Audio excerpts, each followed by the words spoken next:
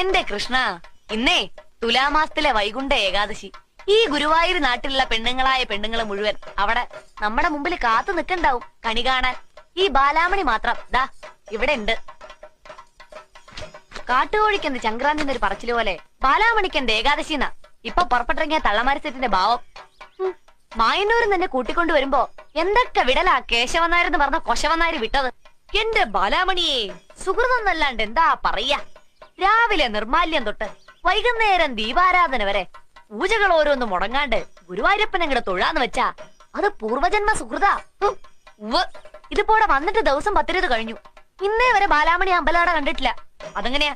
നേരം വെളുത്ത അന്ത്യ അവളൊരു വിളിയല്ലേ, ബാലാമണിയെ ബാലാമണിയെ ബാലാമണിയെന്ന്. എന്റെ കയ്യില് കിട്ടട്ടാ തന്തേനെ, ഒരു സുഹൃതക്കാരൻ.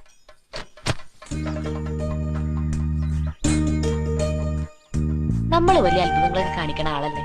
എന്നെ ഒന്ന് അങ്ങോട്ട് വിളിപ്പിച്ചൂടെ ആ അമ്പലനടയിലേക്ക്? എന്തേ? എന്തു പറഞ്ഞാലും ഒരു കള്ള ചിരിയും നോട്ടവും.